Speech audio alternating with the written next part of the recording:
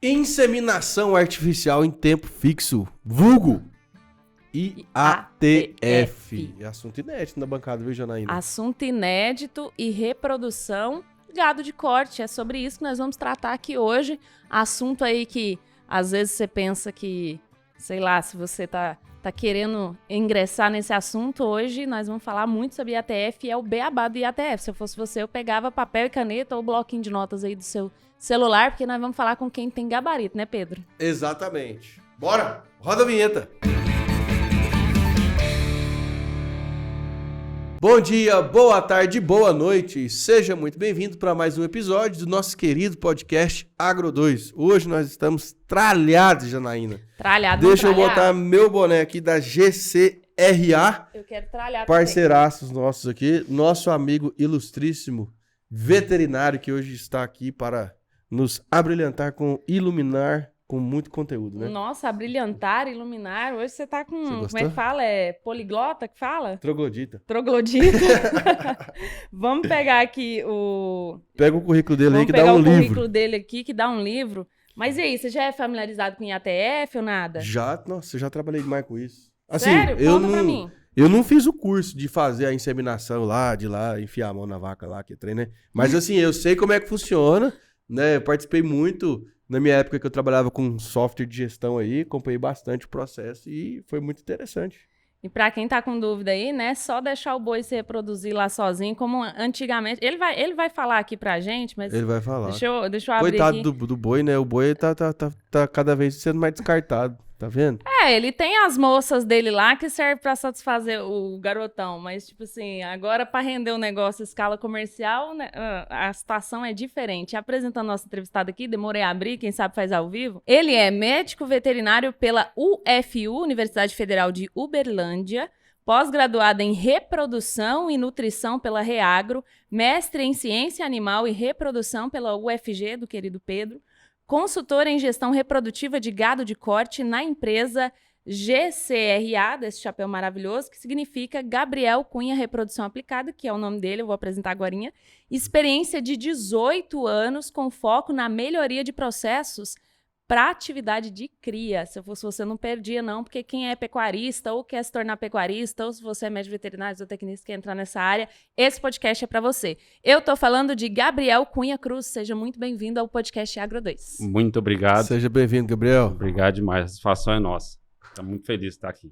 É isso aí. Bom que você aceitou o convite, que o homem é corrido demais, gente. Teve que parar o heliponto ali, reservar com 15 dias de antecedência para descer o helicóptero dele. Mas graças a Deus deu certo. Eu queria começar, assim, o nosso papo aqui é gestão reprodutiva do gado. Mas por que é necessário fazer uma gestão reprodutiva do gado? Qual que é a vantagem? O que é isso, né? Vamos começar entendendo. Janaína, o que acontece, né? A parte reprodutiva, ela é uma parte muito tênue dentro da parte produtiva, né? Porque se você não reproduzir, não adianta, você não vai ter um boi lá na frente, né? Você não vai ter uma evolução do rebanho. Então, assim, ela é um primeiro elo de toda a cadeia, né?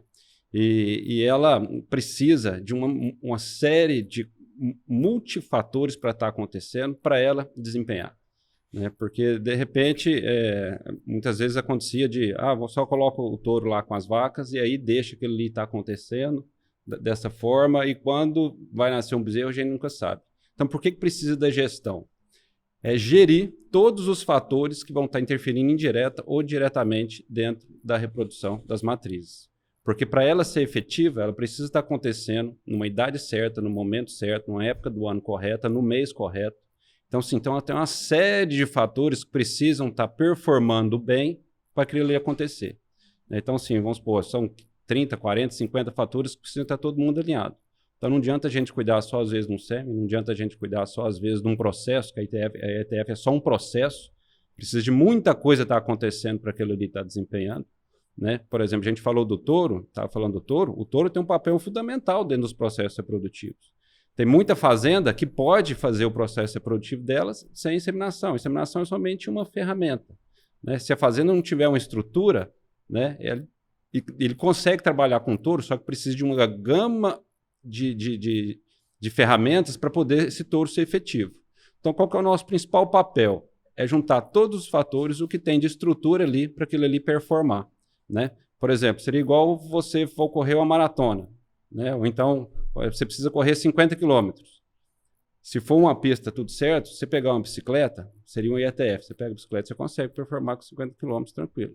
Mas se for uma pista de areia, não adianta você ter bicicleta, né? Então, assim, que ferramentas que você vai usar para percorrer isso? Né? Que ferramentas que eu vou utilizar para estar concebendo essas vacas no maior tempo, mais rápido possível, na maior quantidade possível? Então, isso aí é que a gente faz. Chega na fazenda, olha qual que seria essa pista, entre aspas, né? E qual as ferramentas que a gente vai estar utilizando para estar performando melhor essas vacas. Ah, então nem sempre significa que a fazenda tem a indicação de utilizar a inseminação artificial. Não. Assim, toda fazenda tem potencial. Mas, Boa. por exemplo, às vezes você chega numa fazenda, vamos supor, num lugar que a pessoa acabou de colher uma soja, jogou uma semente de capim, está um capim nascendo, ele só tem cerca daquele talhão de 200 alqueires, por exemplo, ele quer utilizar essa palhada no próximo ano para emprenhar algumas novilhas que ele está comprando, ele achou um momento adequado, comprou umas novilhas, só que naquele momento ele não tem um corredor, ele não tem áreas de curral de manejo, então ele consegue trabalhar com touro.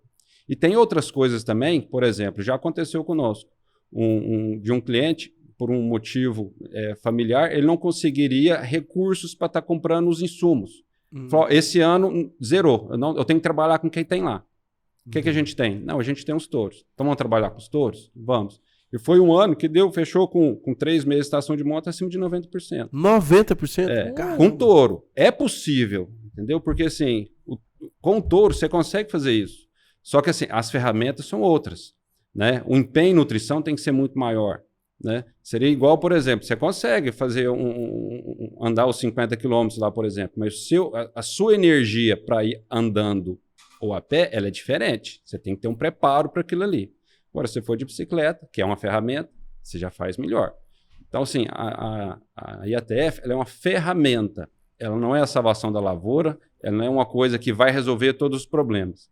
Então, qual que é o negócio? A gente entender qual que é a necessidade e para cada ferramenta a gente vai ter uma técnica melhor para poder estar executando. Perfeito. Né? Gabriel, e uma pergunta de milhões aqui para quem está acompanhando a gente. Quanto que custa o bezerro?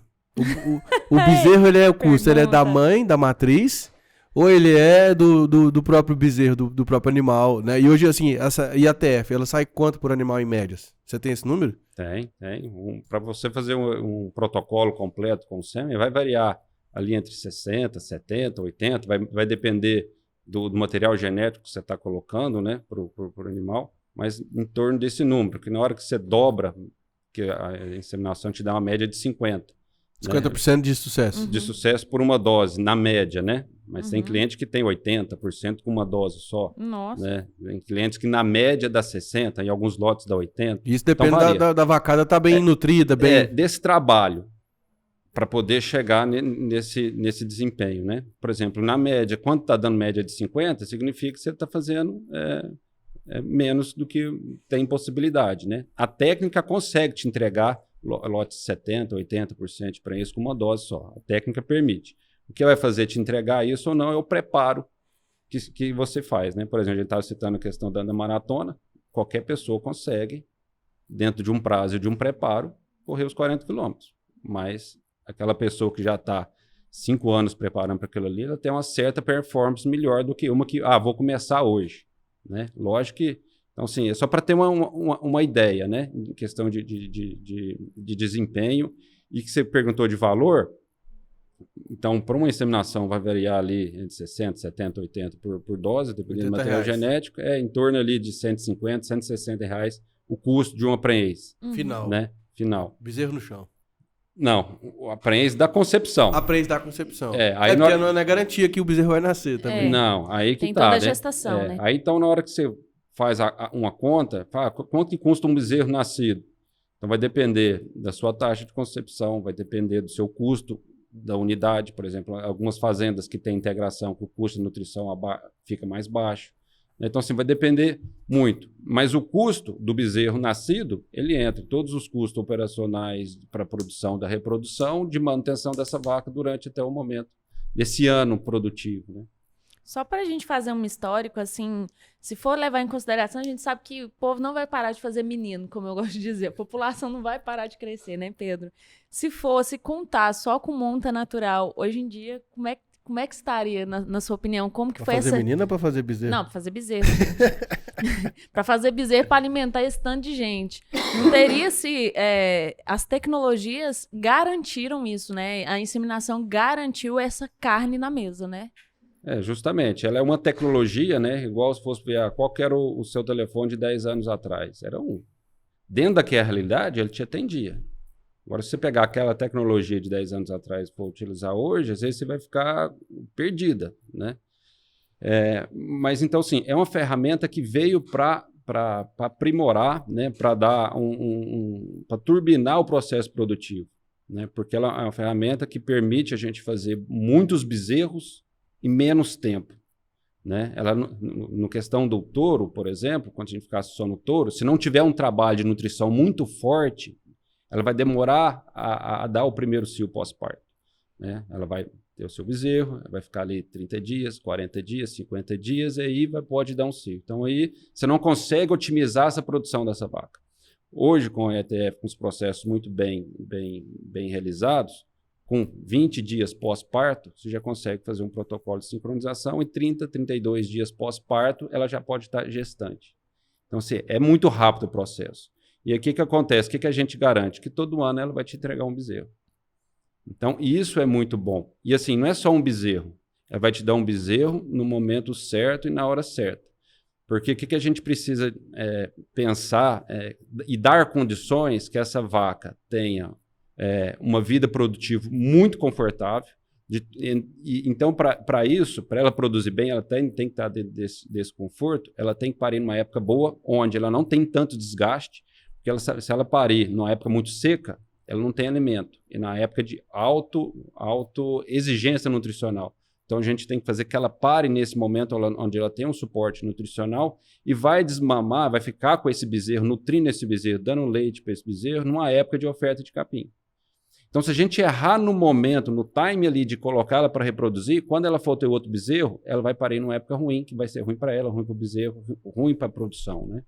Então, é extremamente importante que logo nesses primeiros dias pós-parto, ela emprenha. Para quê? Porque todo ano ela tem uma condição ambiental muito favorável para ela produzir e ter todo o bem-estar produtivo que ela precisa. E essa condição que você fala, assim, por exemplo, você que é médico veterinário e mexe com IATF, o Gabriel aqui que faz isso é diferente do médico veterinário que faz isso, sei lá, no sul do país ou no nordeste, por conta do clima? Tem alguma diferença? Porque a gente tá falando de um clima específico, que é o do Cerrado, né? Quando a gente fala em gado de corte, a gente pensa, para ser eficiente, a gente pensa em estação reprodutiva. E essa estação reprodutiva é justamente por isso, para alinhar todos os fatores que dão melhor condição para essa vaca para estar parindo no melhor momento, e esse bezerro tem todos os fatores para que ele cresça e desempenhe bem, né, para gerar um bom produto de corte. E é isso, independente se é no Rio Grande do Sul, se é no Nordeste, se é nos Estados Unidos ou qualquer outro local. Por exemplo, os Gnu na África, eles fazem a estação de monta deles extremamente curta.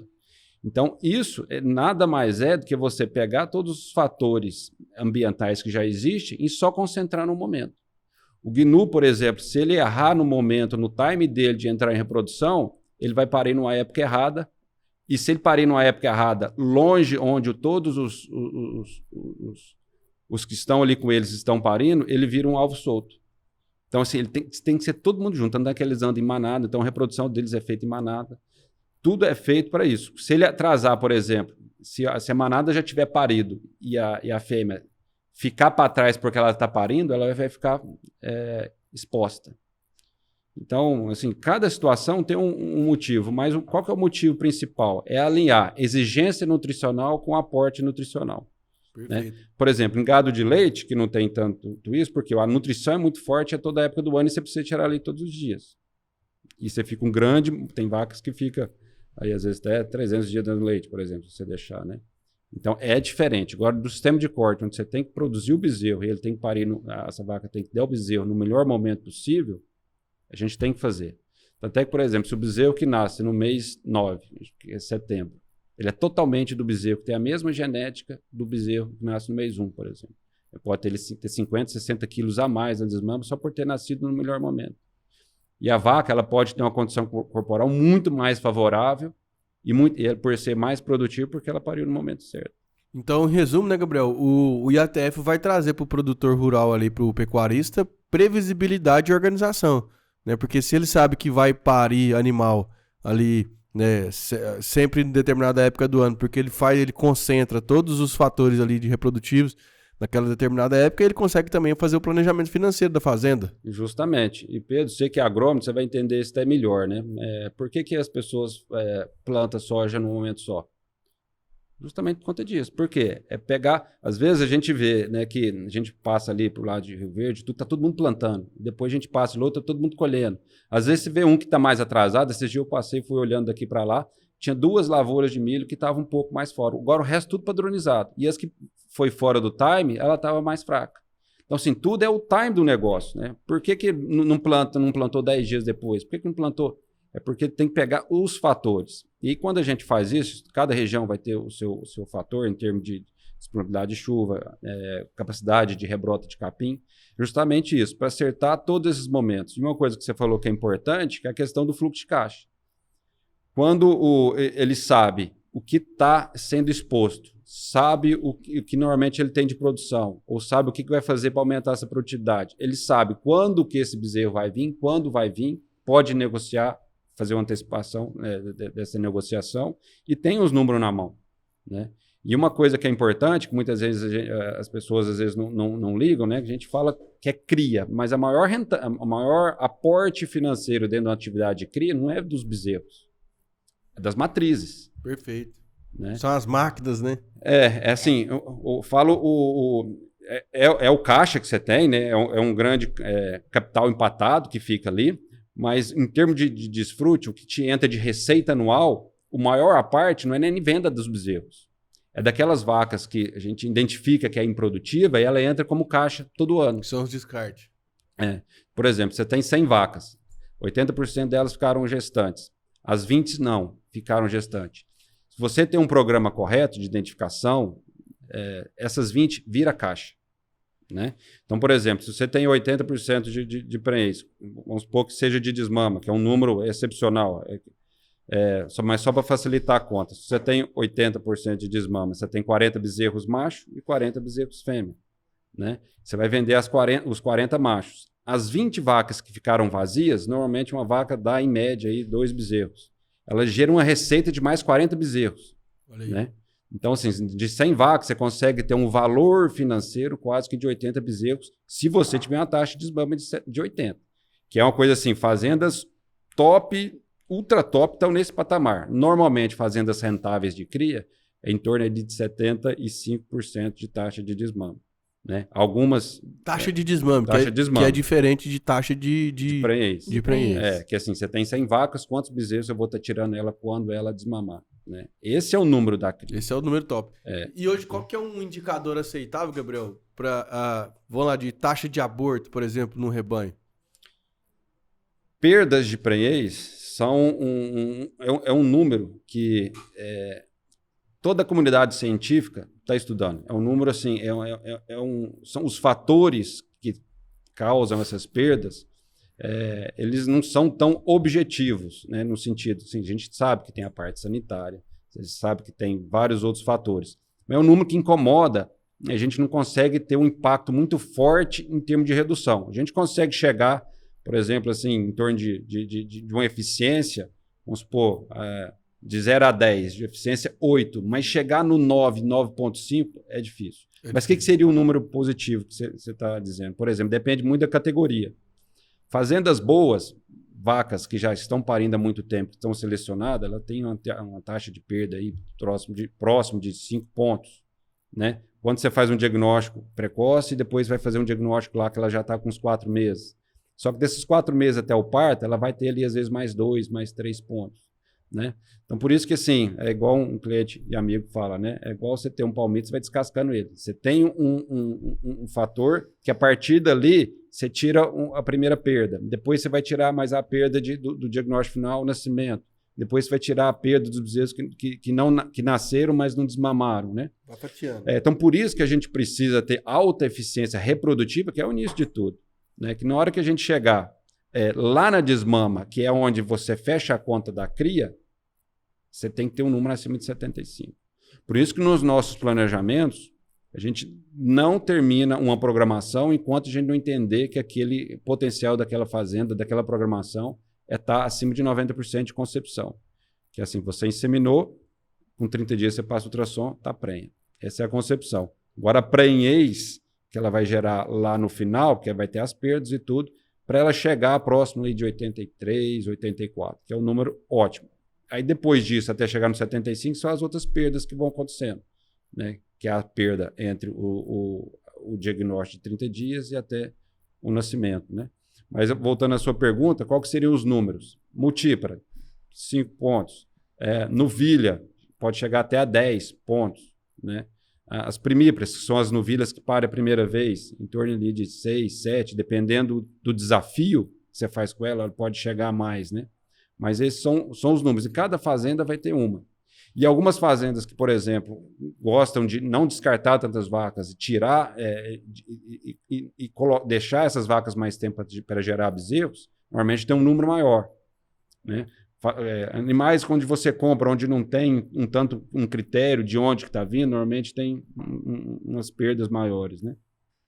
Então são vários fatores que podem estar interferindo aí, que pode ser analisado nas perdas. Às vezes tem produtores rurais que estão nos vendo, nos ouvindo aí, Gabriel, que ainda não conhecem essa técnica na prática. Já ouviu falar de ATF e tal.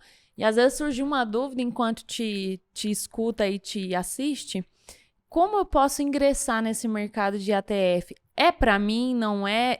Você já deu uma adiantada antes que tudo depende, né, Pedro? Sempre. Mas depende, tem que ter uma análise. Mas às vezes ele está com essa dúvida. Como que ele pode saber se é viável para a propriedade dele?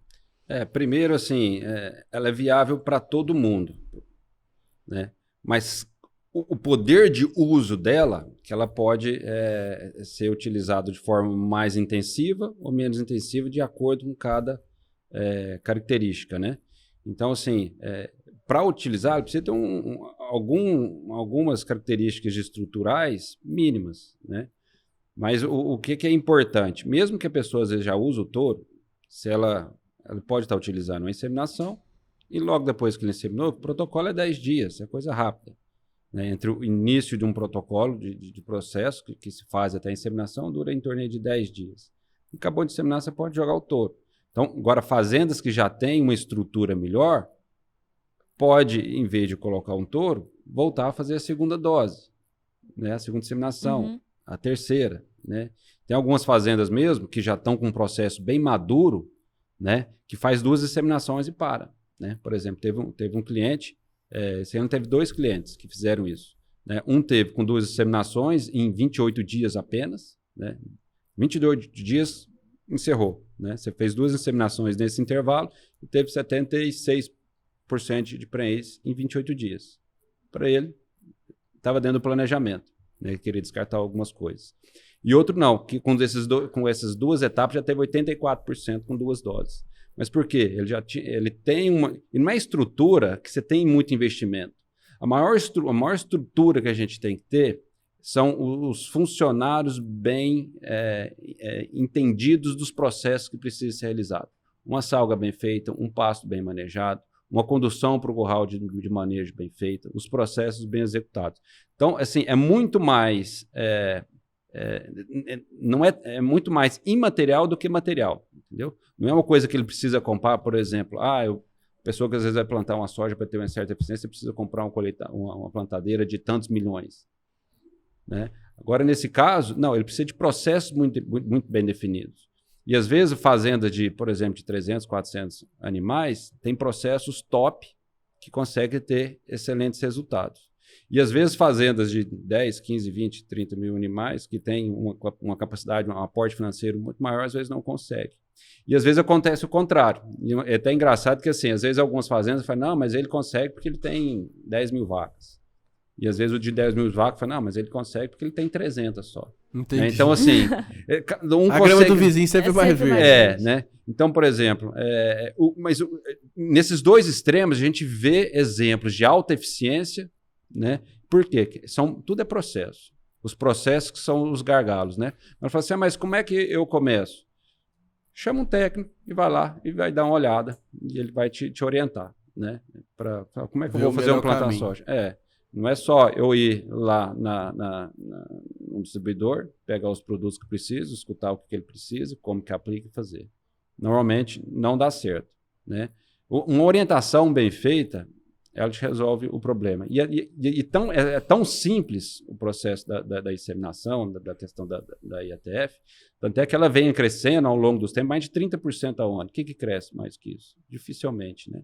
E os processos, além de ficarem mais fáceis de serem realizados, mais pessoas estão envolvidas e estão ficando cada vez mais baratos. Antes, lá no início, onde começou o processo, você gastava quase que 30%, 40% de um valor do bezerro para você poder fazer esse processo.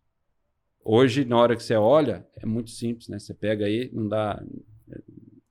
faz a conta... 10%. Não dá isso. Então, eu tenho uma frase que eu gosto bastante. Não dá R$70 para você... Mas para isso, tem uma frase que eu gosto bastante que fala assim... 2-3%. Economia é a base da porcaria. Né? Então, assim, tem alguns tipos de economia que não adianta você fazer, que o resultado vai ser desastroso, por causa de uma economia besta. Igual, por exemplo, às vezes o produtor fica temendo de contratar uma consultoria de um técnico lá para ir lá e fazer um diagnóstico, uma análise, entender e ver o que é a melhor situação para ele. E ele sai, às vezes, fazendo a toque de caixa, né, Gabriel, de qualquer jeito. E aí, o negócio bagunça e aí depois fica muito mais caro para ele consertar e conseguir colocar a fazenda de novo no prumo, né? Porque a gente tá falando aí de um erro que aconteceu numa estação, ele vai conseguir corrigir em 2 anos, né? Porque vai o período desde a gestação da vaca até o desmame do bezerro, até esse bezerro virar dinheiro, né? E aí, até que entra no ciclo de novo, demora, né, Gabriel? E esse aí que você falou é uma coisa extraordinária, né? Porque, por exemplo, às vezes tem algumas... por exemplo, na parte da lavoura. Por que às vezes a parte da agricultura, normalmente ela avança muito mais rápido que na parte da pecuária? Porque normalmente o ciclo é curto. Você plantou aqui, às vezes, de repente, daqui 15 dias você já sabe que você plantou está errado, não está nascendo. Ou que está faltando algum negócio, então a folha ali já está aparecendo alguma cor, que você já sabe o que é, que você vai lá fazer uma cobertura. Então, assim, em termos de ação e resposta da agricultura é muito rápido, né? Na pecuária, ela é lenta e muitas das vezes não é medida. Então, assim, acaba por isso que às vezes limita o crescimento. Então, por isso que essa parte da gestão, ela entra nisso daí, né? Da gente poder pegar os processos e estar entendendo, né? Por exemplo, tem algumas fazendas, uma coisa que a gente mais tá pondo energia ultimamente é na questão de medição de consumo de suplemento, né? Que a gente vê, em algumas fazendas a gente consegue ter um número próximo, a gente vê que às vezes uma semana que aquela fêmea deixou de comer um suplemento, ela pode perder 50% do potencial reprodutivo daquele momento. Nossa! Então, assim, só que isso normalmente o que acontece? A pessoa vai, coloca o sal, aí às vezes está descoberto, ou está molhando, aí ele passa lá, de vez em quando passa lá, tá o sal, tá? Mas choveu ali, aquele sal já não é o sal que estava no início. Está perdendo produtividade, só que não está sabendo. Então, assim, dentro desses processos, a gente poder medir o máximo de fatores possível, entra justamente isso aí, para diminuir esse tempo da resposta, entre conhecer o fato que pode estar prejudicando e a ação para poder corrigir, porque você não tem tempo. A estação que a gente busca hoje é em torno de 60 dias. Né? Se você perder uma inseminação dela, você já está perdendo aí 30% do potencial de fertilidade dela. Né? Então, por isso que esses processos todos, ele tem que ser muito mais energizado para estar realizando, porque normalmente o que você faz hoje, para você entender e analisar, o tempo é demorado, né? Tanto é que existem algumas frases que falam que na pecuária, tudo que está acontecendo hoje é reflexo que você fez 12 meses atrás, no mínimo, né? Então, com essa gestão, a gente procura o quê? Diminuir esse tempo de um efeito está acontecendo e a gente toma ação para estar corrigindo. E dentro dessa parte, assim, a gente vê a pecuária brasileira, que é referência mundial, a gente já sabe, Mas grande parte da nossa pecuária ainda é extensiva, né, Gabriel? Eu queria que você explicasse assim, não são as vantagens. Eu creio que a extensiva também tem vantagens, mas qual que é o objetivo principal dessa intensiva que gera mais rentabilidade para o produtor, né? Que compensa nesse quesito de cria mesmo. Porque assim, a palavra extensiva e intensiva são todos negócios, né? E o que é o importante de todo negócio? É se aquilo ali está gerando caixa ou não. Na atividade de cria, porque como você vai ficar com as fêmeas por um bom período, normalmente ela tende a ser mais extensiva ao longo do ano. Mas não é porque ela é mais extensiva ao longo do ano que ela precisa ser extensiva todo o tempo, né? Por exemplo, tem algumas fazendas que já inseminam fêmeas já com 14 meses de idade, né? E ela precisa, nesse período, momento, na primeira seca dela, ter uma parte que ela é intensiva. O que é intensiva? É você colocar mais insumos, né, nos animais numa área menor. Então, você intensifica aquela área que é menor, que aí entra na questão de você estar fechando, às vezes, num confinamento, ou você está colocando ela em uma integração com lavoura pecuária, né? Que assim, você aumentar a quantidade de animais numa determinada área, né? E não necessariamente ela pode ser que seja mais lucrativa, vai depender de como você faz as coisas, né? Por exemplo, eu posso, às vezes, estou utilizando uma ferramenta, mas se eu não for preparado para estar utilizando ela, eu vou ter menos performance do que, às vezes, uma pessoa que não está usando aquela ferramenta, mas ele está preparado para executar uma função, né? Por exemplo, às vezes uma pessoa que nunca andou de bicicleta vai pegar uma bicicleta, ele pode tocar uma bicicleta, mas tem um maratonista que já anda... eles podem os dois sair, mas às vezes o cara de bicicleta não chega, porque ele não está preparado para aquela função. Então, se a gente preparar, entender qual que é todo o processo e ver as variáveis e ir crescendo em cima daquilo, é fundamental, né? Lógico que aquela cria que é totalmente extensiva lá, que praticamente não tinha certos cuidados com sanitário, com nutrição, com todo o manejo, ela vai dar lugar para outras culturas que vão estar remunerando melhor aquela área. Que isso que é o negócio, né? Porque que, às vezes, uma das coisas que mais impressionou a pecuária nos últimos anos é justamente a concorrência com outras oportunidades de uso do solo, né? Então, você vê que a pessoa gosta da pecuária e está vendo, às vezes, um vizinho dele ali tendo uma rentabilidade só para arrendar a área dele com duas ou três vezes maior do que ele tem trabalhando, né? Afinal, ou eu mudo de atividade, ou eu melhoro a minha atividade, ou mudo de atividade, né? Porque eu ficar aqui com essa rentabilidade sem produzir, ou produzindo menos, não é vantagem, né? Sendo que ele tem uma oportunidade de estar recebendo melhor por isso. Então, isso da parte agrícola ajudou muito, porque como a agrícola vem de uma forma mais intensiva, porque ela tem a dose de resposta muito rápida, ela evolui muito rápido, e outra, se ela errar, ela não perdoa, né? Se você plantar e errar e não nascer, você não tem o que fazer, né? Na pecuária, antes, às vezes ela até perdoava um pouco, normalmente não anda perdoando muito mais coisa, mas não. Ela tá ficando já com essa cara. A conta, né? tá fechando, né, Gabriel? Ela tá gestão ficando pura, né? Ela tá ficando muito parecida, né? Então, até que a volatilidade antes falava que não tinha. Hoje, a volatilidade é muito alta, né? Ué, ano passado você tava vendo bezerro aí de 3 contos. Hoje tá 1.500, né? Então, assim, dependendo de onde que a pessoa entrou na atividade, não fazer as coisas que precisa, compromete, às vezes, muita coisa, né? Do Por caixa anos, dele. né? Para se recuperar. É Uma coisa que me chama muita atenção nas entrevistas que eu fiz aí ao longo dos anos da profissão é que tem uma frase que o povo vem falando muito nos últimos 5 anos, que pecuarista está deixando de ser pecuarista para virar agricultor, que foi, até pegando o gancho da sua fala, eu acho que é muito talvez essa falta de gerenciamento na parte pecuária que acabou olhando para a agricultura com os olhos da grama do vizinho mais verde. O que você pensa de uma frase como essa, Gabriel? Se ele entrar, por exemplo, diz que o pessoal que está na parte do agricultor, que ele tem todos esses números, que gosta de ter todos os números na mão, essa análise de risco, sabe o que fazer, por que fazer e como fazer. Quando ele entra na pecuária, normalmente ele não tem muita dificuldade. Agora, a pessoa que é pecuarista da forma antiga e que não mudou o modelo de pensar, quando ele entra na agricultura, normalmente não é muito saudável, né? Porque assim, você precisa de muito preparo, né? Por exemplo, a gente estava falando aqui mais cedo, né? Quantas pessoas já estão com tudo pronto para a próxima estação?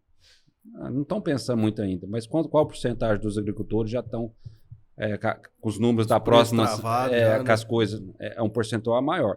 Mas o que isso vem de muito positivo? Que tem muitos pecuaristas bons que já estavam aí e estão aumentando o rebanho, estão aumentando a área, estão aumentando produtividade, né? E justamente, eles estão entrando na parte da agricultura, que isso que é o negócio. Uma coisa não compete com a outra, elas se somam de uma forma muito positiva. E é o único lugar do mundo que isso faz com tanto vigor é no Brasil. É o ILP, né? Aí que tá crescendo, né? Esse aí é extraordinário. Uma das coisas assim, que se a gente vê, por exemplo, uma soja que tinha só soja, quando passa a ter o boi, o aumento de produtividade que ela tem só porque manejou bem os animais naquela área onde colocou capim, aumenta. Os animais que ia ter um ganho médio diário na seca de, por exemplo, 150 gramas, por exemplo, na hora que você coloca uma integração, passa de quase com um ganho médio diário próximo do que teria nas águas, né? Então você consegue ter um ganho de águas na época da seca só porque você fez uma integração, né? Você melhorou um passo para passar naquele período, né? Então esse que é o grande negócio. Então, assim, pecuaristas e o pessoal da parte dos agricultores, eu acho que é virar um só, não é uma coisa ou outra. Lógico que sempre você vai ter um perfil, mas o bom é aquele que entender que entregar as duas coisas é melhor, né? Por exemplo, seria às vezes, um sanduíche com a Coca-Cola. Os dois vai brigar? Ou um arroz com feijão? Não vai brigar. É os dois juntos que é bom, né? Vai tomar uma Coca-Cola, você fica com vontade de comer sanduíche. Você vai comer sanduíche, você fica com vontade de... Então faz as duas coisas. Isso, né? Uma coisa ajuda a outra, né? Você vê o Gabriel dando exemplos práticos assim, com um brilho nos olhos de quem vive isso todo dia e dá exemplo prático o tempo inteiro. Mas a gente tem um ritual aqui, Gabriel. Como que o Gabriel foi parar assim, nessa parte de cria? Já vem de uma família de pecuarista? Como é que se tornou veterinário? Eu fui nascido e criado em Uberlândia, né, e formei em Uberlândia. Lá eu passei grande parte de uma infância muito saudável em fazenda. Eu só queria estar em fazenda, né, uma fazenda pequena, fazenda do meu avô. De leite. De leite. Uberaba, Uberlândia ali é bacia leiteira. É o canal. E assim... Na hora de elite também, né? Aí a fazenda dele é direito, uma pequena fazenda, né, com 200 e poucos hectares, mas que quando, para mim, pequeno, ali era o melhor lugar do mundo, né? Inclusive hoje, quando eu vou lá, para mim, falar, se eu tivesse que morresse olhando aqui para essa serra, eu já estava satisfeito, né? Porque, assim, é um lugar que é muito importante, né?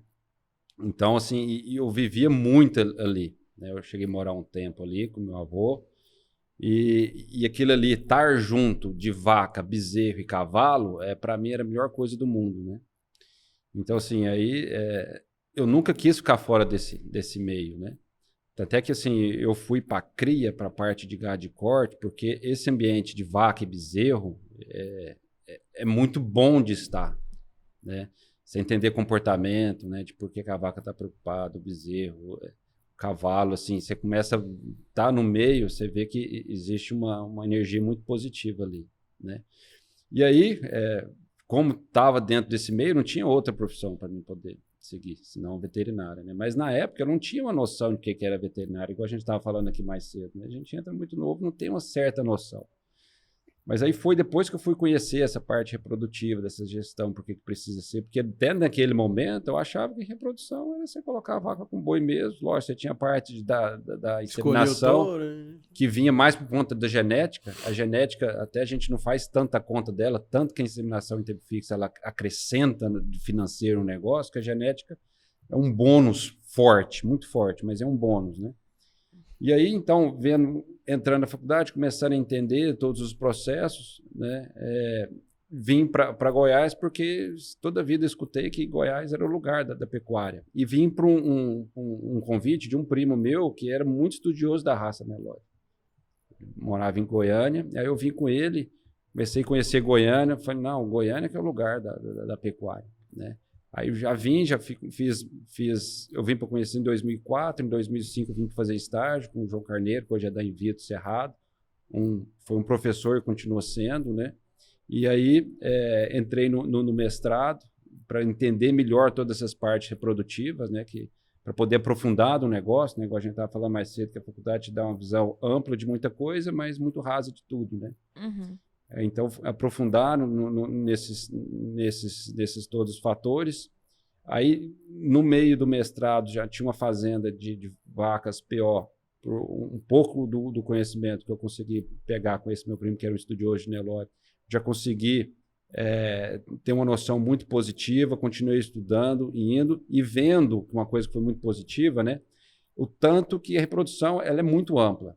Né? Se você está dentro de uma fazenda, eu ia lá toda semana, ficava lá 2 dias por semana, e via tanto que tantas coisas que era fora dos processos produtivos que interferiam na reprodução. Né?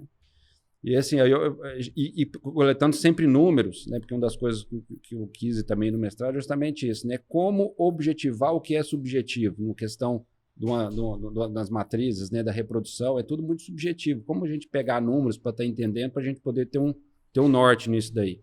E aí eu fui pegando esses números, né? Dentro do que a gente tinha, terminei o mestrado, outras fazendas foram surgindo, fiz uma parceria muito positiva com o Ricardo, da Cria Fértil. Não sei se você conhece o Ricardo Passo. Demais. Aí... Inaugurou agora a Lojona Nova, bonita.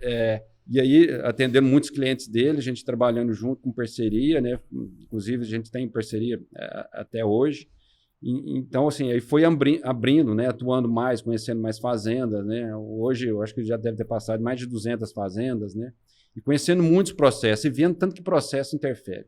Às vezes você usa o mesmo protocolo, a mesma recomendação, o mesmo touro, o mesmo sêmen, né? E a fazenda dá 80%, a outra dá 20%.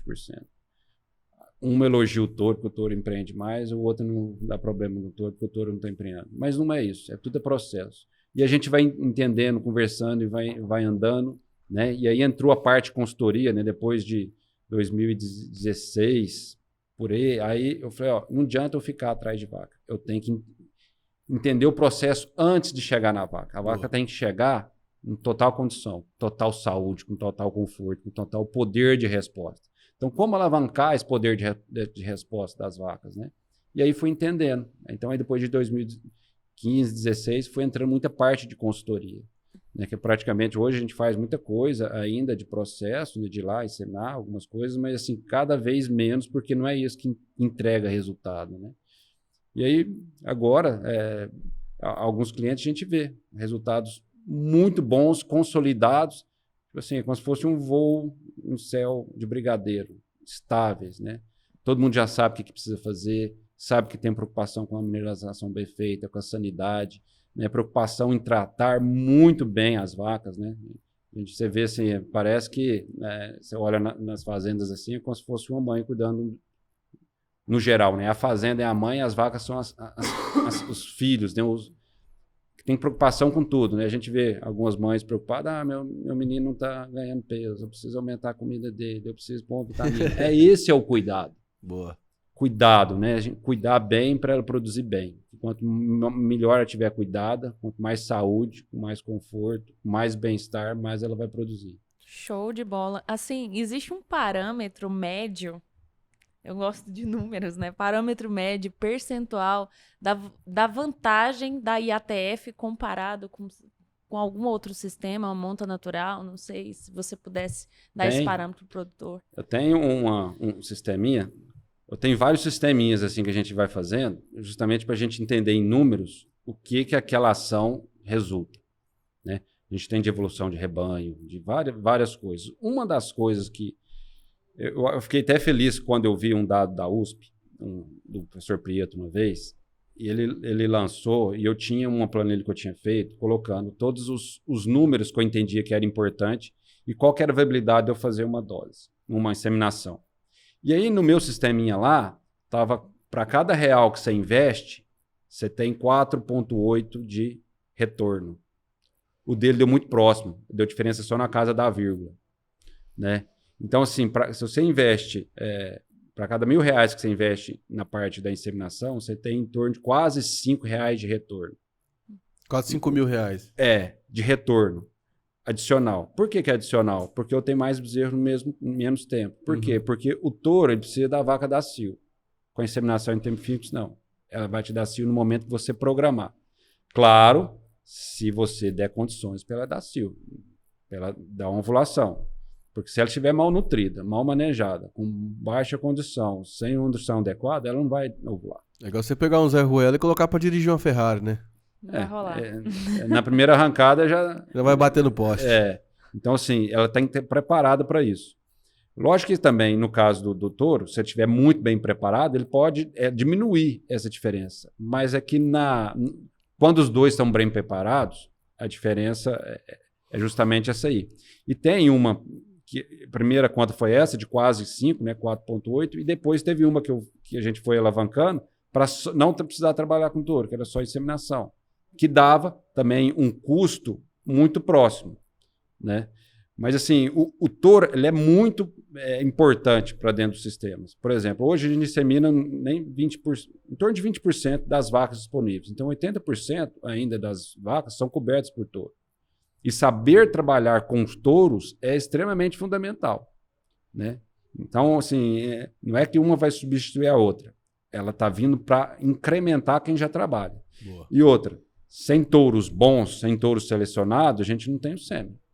Então, assim, sempre vai existir o touro. Lógico que, por exemplo, e além de sempre vai precisar do touro, as pessoas que utilizam touro, que utilizam touros que são de fato melhoradores, é muito pequeno. Né? Tem uma conta aí que precisaria para atender por ano em torno de 600 mil touros avaliados. E o mercado não produz isso ainda. Central. Né? Mas não, 600 mil touros no pasto. Na pasto. Ah, entendi. Só que o mercado não produz isso, touros avaliados. Hoje um touro dá conta de cobrir quantas vacas, Gabriel? Em torno de 30, 40. 30, 40? Opa. Nossa, é muito, hein? Vida Achei boa que era dele. menos. Acho que antigamente era 20, né? 20, 25. Não, mas em torno de 30, 40 é tranquilo, né? Para fazer. Vai depender muito do manejo do touro e de algumas características que precisa avaliar, né? Bacana. Então, assim, o grande problema não é, às vezes, a pessoa não está sendo eficiente. Muitas das vezes, não é porque ela está deixando de inseminar, mas às vezes está deixando de escolher, comprar um bom touro. Né? E aí por que não tem esses 600 mil touros disponíveis? O mercado não compra. Muitas vezes, quantas vezes eu já vi falar de uma pessoa que fala, não, eu quero, pega um touro lá de descarte de vocês, me vende, vocês vão descartar ele mesmo, me vende ele, eu uso nas minhas vacas. Então, assim, essa noção do quão é prejuízo um animal que não tem a genética, ela é muito maior do que, assim, é um passo, assim, lógico, depois que você está num nível, faz diferença você estar improdutivo, mas tem uma grande parte das pessoas que estão na cria estão utilizando ainda um touro que não vai agregar. Vai demorar a agregar, porque a vaca não vai dar cio, e quando agregar vai dar pouco. Então, você é muito atrás. E ele dá quanta vantagem, né? Você comprei um touro de descarte ali, rapaz, os caras iam jogar fora, paguei baratinho no touro. E qual que seria uma analogia, às vezes, para entendimento de quão atrás isso está? Seria igual você pegar uma espiga de milho lá do seu paiol, pôr na matraca e for plantar milho. Entendeu? Nossa. É muito forte o impacto que dá, né? Porque você não tem controle, você não sabe se vai nascer, né? No final vai dar uns milho lá, vai dar. Vai dar, mas não vai dar o que poderia dar. Assim, você fica muito atrás, né? Então, qual que é o principal negócio? É usar um material de genética que dá qualidade e colocar do jeito certo. Uma plantadeira certa, e também não adianta, a plantadeira, eu comprei uma plantadeira boa. Ah, comprei, mas como é que tá o solo? Ah, não fiz análise. Ah, não fiz correção. Aí eu estou plantando em julho, mas vai chover só em novembro. Aí se eu plantar agora não dá problema não. Não dá Fadada problema. dá ruim. Então assim, não é só, não, minha semente é a melhor do mercado. Aí a plantadeira também é a melhor do mercado. Tá, mas e o resto? Ah, o resto eu não vi. Tem que ver tudo, né? Pra você ter eficiência. E às vezes, na hora que você vê tudo, tá tudo certo, e ainda você errou o time de uma semana. Aí vai fazer diferença.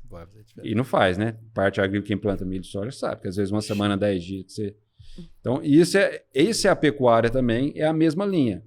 Não é você só comprar um sêmen bom, não é só você comprar um protocolo que tem poder de dar resposta, mas em que solo, entre aspas, né, você está colocando isso aí, né? Essa vaca está preparada para responder, né? Ela, no momento certo, é o momento certo, você está fazendo isso? Ela vai parir no momento certo? Você vai colher esse bezerro no momento certo? Né? Então, assim, é um processo todo, né? Que precisa ter analisado para a gente poder ter eficiência. Aulas e Show aulas. de bola! Que é episódio isso? Olha, sensacional. Consultoria é com ele. Então, nós vamos passar o serviço aqui agora. No Instagram, gabriel.normal.cunha, numeral 7 no final. Gabriel.cunha, numeral 7. Ele é lá da GCRA, que é Gabriel Cunha, o nome dele, Reprodução Aplicada. É isso aí. Não é Rodrigues Almeida, não. Não é Rodrigues Almeida, é GCRA, Reprodução Aplicada. É isso aí. Se você se interessou sobre esse assunto, pelo amor de Deus, chama o Gabriel lá, que entende muito, né, Pedro? É ele que sabe. É Gabrielzão, ele que obrigado, sabe. cara, mais uma Valeu, vez por você obrigado, ter vindo Pedro. aí. Tudo de bom. Conversar com a gente, foi sensacional o Muito episódio. Janaína, obrigada pela sua foi presença, ótimo. Gabriel. Muito obrigada. Beabá e ATF. Se você não entendeu, tá com dúvida, rebobina a fita e assiste de novo. E não se esqueça, @portalagro2, vai lá, nos segue. Em todas as nossas redes sociais, a gente está presente em tudo, Instagram, Facebook, TikTok, enfim. Tem o nosso portal de notícias, agro2.com.br. Estamos lá todo dia colocando notícias do agronegócio. Tem também o nosso canal no YouTube, que você provavelmente está nos vendo por ele ou pelo Spotify. Se você está nos vendo pelo YouTube, pelo amor de Deus, no Spotify também, nos segue, compartilha com alguém, ativa o sininho para você não perder nenhum episódio. Tem mais de 180 episódios aí para maratonar, tudo sobre agronegócio, agropecuária, enfim, tem muito assunto bom, né, Pedro? Exatamente. Não deixe de seguir nossas redes aí, também de seguir a Janaína. @Janaína com 2 As no final, Honorato começando com H. Isso aí, me segue lá. Segue eu também lá, ó, vai lá, dá uma seguidinha lá, é @por Pedro Maia. Fechou? Fechou, gente. Sextou? Sextou. Muito obrigada pela sua participação aí até agora e tchau, tchau.